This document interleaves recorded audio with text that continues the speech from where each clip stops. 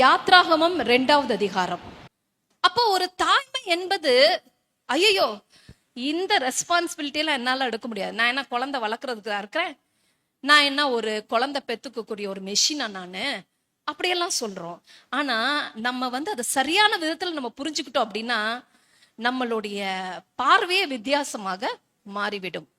அப்போ இங்க நல்லா பாருங்க, யாத்ராகமம் 2வது அதிகாரம் 1வது வசனம்.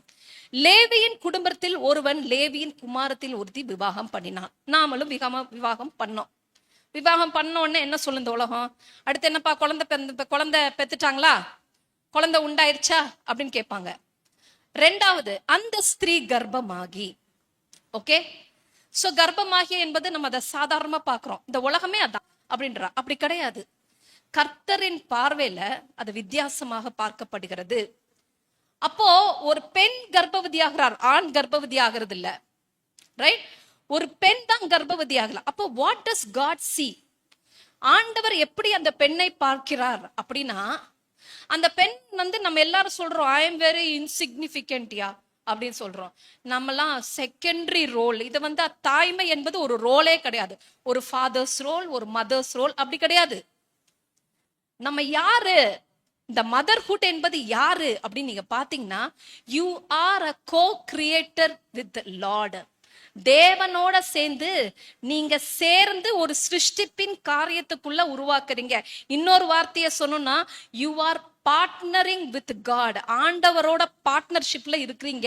என்னத்துக்கு இருக்கீங்கன்னா, அவர் உங்களை ஒரு காரியத்துக்காக உங்களை தொட்டு, உங்கள் கர்ப்பம் இருக்கு, அந்த ஊம்பு இருக்கு பாத்தீங்களா, that is his work shop. தேவனுடைய ஒர்க் ஷாப்பா மாறி விடுகிறது. என்னது? உங்களுடைய கர்ப்ப ஊம்பு. அது பாத்தீங்கன்னா ஜெனிசிஸ் ஆதியாகமம் 25, ஆதியாகமம் 25ல 21 23, மலடியா இருந்த தன் மனைவிக்காக ஈசாக்கு கர்த்தரை நோக்கி வேண்டுதல் செய்தான். கர்த்தர் அவன் வேண்டுதலை கேட்டருளினார். அவன் மனைவி ரெபேக்காள் கர்ப்பம் தரித்தாள். ஓகே, அவள் கர்ப்பத்திலே பிள்ளைகள் ஒன்றோடு ஒன்று மோதி கொண்டிருக்க, அப்பொழுது அவள் இப்படியானால் எனக்கு எப்படி என்று சொல்லி கர்த்தரிடத்தில் விசாரிக்க போனாள். அப்போ அதற்கு கர்த்தர், 2 ஜாதிகள் உன் கர்ப்பத்திலிருந்து பிறக்கும். எப்படி பேசுறார் பாருங்க.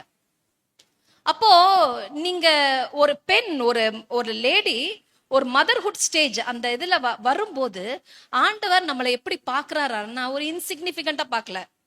இல்ல இதுங்கெல்லாம் எதுக்கு, சும்மா ஒரு பிள்ளையை படுக்கிற ஒரு மெஷின் அப்படி பார்க்கல. ஆண்டவர் he sees you that he is the one. அவர் தான் இந்த லைஃப கிரியேட் பண்றாரு ஊம்புக்குள்ள. ஓகே, ஊம்புக்குள்ள கிரியேட் பண்றார். the mother carries that life. அதுக்கப்புறம் they bring together, அந்த லைஃப வெளியே கொண்டு வராங்க. அப்போ எவ்வளவு பெரிய விஷயங்கள் நடக்குது பாருங்க. ஏன் ஆண்டவர் இதுக்கு இவ்வளவு முக்கியத்துவம் கொடுக்கிறாரு? ஏன் அதுவும் ஒரு லைஃப் தானே, அதே இவ்வளவு பெரிய முக்கியத்துவம் கொடுக்கிறாரு அப்படின்னு பாத்தீங்கன்னா, திரும்ப யாத்ராகமம் 2வது அதிகாரத்துக்கு பாருங்க. அந்த ஸ்திரீ கர்ப்பவதி ஆகி ஒரு ஆண் பிள்ளையை பெற்று அது அழகுள்ளது என்று கண்டு அதை 3 மாதம் ஒளித்து வைத்தாள். அங்க பாருங்களேன், ஒரு ஆண் பிள்ளையை பெற்று அது அழகுள்ளது என்று கண்டு. நல்லா ஞாபகம் வச்சுக்கோங்க, every child that is born has a purpose. அதனாலதான் ஆண்டவர் இவ்வளவு வேலை செய்யறார். அவ அந்த யாக்கோபேத் என்ன பண்றா, அந்த குழந்தை அழகுள்ளது என்று கன்று. அப்பா மூக்கு முழியுமா இருக்குது அப்படின்னு அந்த அழகு கிடையாது. அந்த குழந்தை அழகுள்ளதுன்னா அந்த குழந்தைய அவ பாக்குறா, அவளுடைய உள் மனசு. ஓகே, அது என்ன சொல்லுதுன்னா, இந்த குழந்தை ஏதோ ஒரு ஸ்பெஷலா இருக்குது. It has something very purpose. அப்போ ஒவ்வொரு தாய்க்குள்ளையும் ஒரு குழந்தையை பார்க்கும்போது எப்படி பார்க்கணும் அப்படின்னா, அது ஒரு பொசஷனா பார்க்க கூடாது. பொசஷன் அப்படின்னா என்ன அப்படின்னா, ஒரு சொத்து நம்மளுக்கு இருக்கு, அந்த சொத்தை நம்ம என்ன செய்யறோம், நம்ம கண்ட்ரோல்ல வச்சுக்கிறோம், அதை பொசஷனா நம்ம பார்க்கிறோம். குழந்தை என்பவன், இந்த குழந்தை ஒரு பொசஷன் அப்படின்னு பார்க்க கூடாது. இது நம்மளுக்கு நாளைக்கு கஞ்சி ஊத்தும், 4 காசு சம்பாதித்து கொடுக்கும். 2 ஆண் சிங்கத்தை பெற்றுட்டேன்டா நானு, எங்க வீட்டுல ஒரு ஆண் சிங்கம் இருக்குது அப்படின்னு சொல்றதுக்கு கிடையாது. குழந்தைகள் ஆண் சிங்கமா இருந்தாலும் சரி, அது பெண் சிங்கமாக இருந்தாலும் சரி, அந்த குழந்தையை பார்க்கும்போது இது சம்திங் வெரி ஸ்பெஷல். ஒரு தாய் பார்க்கும்போது சம்திங் வெரி ஸ்பெஷல். ஏன்னா அந்த தாயின் இடத்திலிருந்து தான் ஆவியா தேவன் பேசுகிறார். அப்போ சம்திங் ஸ்பெஷல், அது ஏதோ ஒரு பர்பஸ் அதுக்குள்ள இருக்குது. அப்போ இந்த குழந்தையை பார்க்கும் போது ஐ am not going to control, இதை கண்ட்ரோல் பண்றதுக்கா இல்ல, என் வழியில அதை வளைச்சு கொண்டு வர்றதுக்கா அந்த குழந்தை கிடையாது. அது ஒரு பொசிஷனா நான் பாக்குறது இல்ல. I am not seeing the child as a trophy. Okay, பிள்ளைகளுக்கு பெருமை சேர்க்கறதுக்காக. ஓகே, ஒரு சில வீடுகளுக்கெல்லாம் போனீங்கன்னா, அந்நியானி வீடுகளுக்கு போனீங்கன்னா, அந்த பிள்ளைகளை அந்த பெருமையா பேசுவாங்க. அந்த பிள்ளைகள் தப்பு கிடையாது, தப்பே கிடையாது. அவங்க தாளந்துகளை பத்தி பேசுவாங்க. உண்மையாவே இந்த குழந்தை ரொம்ப டேலண்டடா இருக்கும், அது தப்பு கிடையாது. ஆனா அங்கேயே நிப்பாட்டிக்க கூடாது. இதையும் தாண்டி there is something. My child has a greater plan. அது ஒரு பெரிய பிளான் இருக்கு. அதனாலதான் my womb is in workshop. சங்கீதம் 139, சங்கீதம் 139 பாருங்க, 13வது வருஷத்திலிருந்து வாசிங்க. நான் பிரமித்தக்க அதிசயமாய் உண்டாக்கப்பட்டினால் உம்மை துதிப்பேன், அது என் ஆத்துமாக்கு பெரும். நான் ஒளிபிடத்திலே உண்டாக்கப்பட்டு, அது எங்கன்னா ஊம்ப குடிக்குது.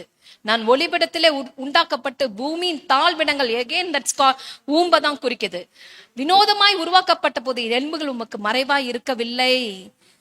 நான் சொன்னேன் இல்லையா, we are co-partner, we are partnering, co-creator with God. அதுவும் இல்லாம என் பிள்ளைய நான் கஞ்சி ஊத்துவான்றக்காக நான் பார்க்கல. இல்ல எல்லாரும் கேட்பாங்க, என்ன உங்க வீட்டு பிள்ளை இல்லையா, வாரிசு இல்லையா, என் பேரை சொல்றதுக்கு ஒருத்தன் பிறந்துட்டா அப்படி சொல்றதுக்காக இல்ல. ஆனா என் பிள்ளைகள் எதுக்காக பிறந்திருக்கிறாங்கன்னா, I have to raise a godly generation. நான் ஒரு பரிசுத்த ஜாதியை உண்டாக்குறதுக்காக தான் ஒரு ஆண்டவர் ஒரு பெண்ணை தெரிந்து கொண்டு அந்த உயிர் வெளியே வரும்போது தேவ சித்தத்தை நிறைவேற்றுகிறதுக்கு ஆண்டவர் பெண்களை தான் தெரிந்தெடுத்திருக்கிறார். அது எவ்வளவு பெரிய ஸ்தானம் என்று நீங்க பாருங்க. அப்போ நம்ம இந்த ரெஸ்பான்சிபிலிட்டிய நம்ம வேண்டாம்னே சொல்ல முடியாது. அந்த கடமையை நம்மள எப்படி பார்ப்போம்னா வித்தியாசமா பார்க்க ஆரம்பித்துருவோம். இப்ப வித்தியாசமா நம்ம பார்ப்போம். எப்படி பார்ப்போம் அங்க பாருங்களேன், யாத்ராகமம், அது அழகுள்ளது என்று கண்டு. இது எந்த டைம்ல இந்த பிறக்கிறான் தெரியுமா மோசே? ஃபாரோ ஒரு டார்க் பீரியட்ல தான் பிறக்கிறான். ஓகே, ஃபாரோ என்ன செய்யறாரு, பிள்ளைகள் எல்லா ஆண் பிள்ளைகள் எல்லாம் கொன்று போடுகிறான். அந்த நேரத்துல இந்த பிள்ளை பிறக்குது. ஆண்டவர் எப்பயுமே ஒரு காரியத்தை அவர் செய்யணும் அப்படின்னா அது என்ன சீசன்றதை அவர் பார்க்கவே மாட்டார். அவர் சித்தத்தை அவர் நிறைவேற்றுவார். அப்போ சுத்தியும் டார்க் பீரியட். அப்போ இந்த குழந்தை பிறக்குது. பிறக்கும் போது அதை 3 மாதம் ஒளித்து வைத்தால், see the boldness of the mother. அங்க அப்பாவை பத்தி சொல்லப்படவே இல்லை. அப்பா என்ன செய்தார்லாம் இல்லவே இல்லை. ஒரு அம்மா என்ன செய்தால்னா அவளுக்கு தெரிஞ்சிருச்சு. ஓகே, அப்ப அம்மாவுக்கு இவ்வளவு விஷயம் தெரியுதுன்னா what a huge capacity she is carrying. ஒரு ஹியூஜ் கெப்பாசிட்டி, ஒரு பெரிய திறன் அந்த அம்மாவுக்குள்ள இருக்குது. அந்த பெரிய திறன் அந்த அம்மாவுக்குள்ள ஏற்படுத்தணும்னா அவளுக்கும் கடவுளுக்கும் ஒரு பயங்கர கனெக்ஷன் உண்டாயிருக்க வேண்டும். அப்படிப்பட்ட ஒரு தாயினிடத்தில் கர்த்தர் பேசுகிறார். ஒரு காரியத்தை நம்பிக்கையாக அவங்க கையில ஒப்பு கொடுக்கிறார். ஏன்னா இந்த மோசே தான், அவன்தான் அந்த இஸ்ரேல் ஜனங்களை விடுதலையாக்கப்படு வேண்டும். அப்போ இந்த தாயினிடத்தில் ஒப்பு கொடுத்துறாரு.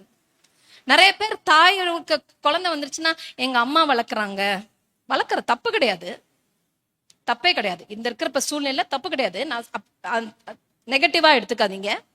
ஆனா முழுதுமா அங்க கொடுத்துறது, நம்ம அந்த பொறுப்பே எடுத்துக்கிறது கிடையாது. அந்த பிள்ளைங்க சாப்பிட்டாங்களா, அந்த பிள்ளைங்க என்ன பண்றாங்க, ஆவிக்குரிய வாழ்க்கை எப்படி இருக்கு, அவங்களோட அகாடமிக் ப்ரோக்ரஸ் எப்படி இருக்கு, அந்த நம்ம என் தங்கச்சி வீட்டுல படிக்கிறான், ஓகே, வேற எங்கேயோ உட்காந்து படிக்கிறான், ஓகே. ஆனா அந்த பெண் என்ன பண்ணாங்க, அதை 3 மாதம் ஒளித்து வைத்தால். she is a protector. நல்லா கவனிச்சுக்கோங்க, women are the protector. Okay, அது தேவ சித்தத்தை செய்யக்கூடிய பெண்கள். கிறிஸ்துவ குடும்பத்துல பிள்ளைகளை ப்ரொடெக்ட் பண்ண வேண்டும். நம்மளை சுத்திலும் டார்க் வேர்ல்டு இருக்கலாம், அது வளர்ந்துருங்க. அது ஒன்றும் இல்லை. அங்கே அது சண்டே கிளாஸ் போதுங்க. இல்லை சர்ச் இருக்காங்க, சர்ச்சுக்கு போகிறாங்க, பாஸ்டர்லாம் ப்ரேயர் பண்ணுறாரு, பாஸ்டர் ப்ரேயர் பண்ண தான் செய்வார். நம்ம சண்டே கிளாஸ் டீச்சர்ஸ் அவங்க வேலையை அவங்க செய்யத்தான் சொல்லுவாங்க. ஆனால் ஒரு பெரும் பங்கு தாய்மார்களுக்கு இருக்குது. They are the teachers. அவர்கள் தான் அவங்க சோலை ஷெப்பர்டு பண்ண வேண்டும். They are the one to shepherd their souls. Okay, ஆவிக்குரிய வாழ்க்கையிலே வழி நடத்துறவர்கள் யார் அப்படின்னா அந்த தாய் தான். அப்போ சுத்திலும் டார்க்கா இருக்குது, எல்லாருக்கும் நடக்கிறதா எங்க வீட்லயும் நடக்குங்க அப்படின்னு அவ சொல்லவே இல்லை. அவளுக்கு ஒரு பெரிய கரேஜ், ஒரு பெரிய போல்ட்னஸ். ஃபேரோ கிங் எல்லா பிள்ளைகளும் சுத்தி சுத்தி சுத்தி வளைச்சு கொண்டுகிட்டு இருக்கான். ஆனா இவ்வளவு ஒளித்து வைத்து கொண்டிருக்கலாம். எவ்வளவு தைரியம் பாருங்க. கண்டுபிடிச்சிட்டானா இவ்வளவு அவுட்டு. ஆனா அவள் ஒளித்து வைத்தா. நான் சொல்றேன், when you are partnering with God and இந்த ஒரு பரிசுத்த சந்ததியை நீங்கள் கொண்டு வரணும்னு நீங்க முடிவு பண்ணிட்டீங்க அப்படின்னா உங்க பிள்ளைகளுக்கு மாத்திரம் அந்த பாதுகாப்பு இருக்காது, உங்களுக்கும் சேர்த்து அந்த பாதுகாப்பு இருக்குது. உங்கள் குடும்பத்துக்கே அந்த பாதுகாப்பு வரும். அப்போ அவ என்ன சொல்ல, ப்ரொடெக்ட் பண்ற அந்த குழந்தைய எந்த ஆபத்திலும் சிக்கி கொள்ளாதபடி நாமளும் நம்ம பிள்ளைகளுக்கு மேல் ப்ரொடெக்ஷனா இருக்கும். ஆண்டவர் குழந்தையை நம்மளை நம்பி கொடுத்திருக்கிறார். ஏன் அப்படின்னா the coming generation should be a holy generation. அடுத்த ஜெனரேஷன்ல போய் திரும்பி பார்க்கும்போது இந்த போன ஜெனரேஷன் எங்களுக்கு ஒண்ணுமே சொல்லி கொடுக்கலங்க. எங்க அம்மா எங்களுக்கு தேவனை பத்தி சொல்லியிருக்காங்க. நம்ம எல்லாம் கொடுக்கலாம், அவங்க பிசிக்கல் நீட்ஸை நம்ம சாட்டிஸ்ஃபை பண்ணிடலாம், பெஸ்ட் ஸ்கூல்ல போடலாம், பெஸ்ட் சாப்பாடு கொடுக்கலாம், பெஸ்ட் வெஹிக்கிள் கொடுக்கலாம், பெஸ்ட் எஜுகேஷன் கொடுக்கலாம், அவங்கள நல்லா பொத்தி வளர்க்கலாம். இதெல்லாம் தேவைதான். ஆனா இது மாத்திரம்தான் கிடையவே கிடையாது. இதை விட பெஸ்ட் என்னன்னா அவங்களை தேவனுடைய வழியில நடத்துறதுக்கு நான் கடமைப்பட்டிருக்கிறேன். அடுத்த ஜெனரேஷன்ல எது எங்களை விட்டு போனாலும் சரி, நானே இல்லாம இருந்தாலும் சரி, என் மகன் என் பிள்ளை அவங்க சந்ததி இந்த தேவனை பிடித்து போய்கொண்டே இருப்பார்கள். அவர்கள் ஆசீர்வதிக்கப்பட்டு இருப்பார்கள்.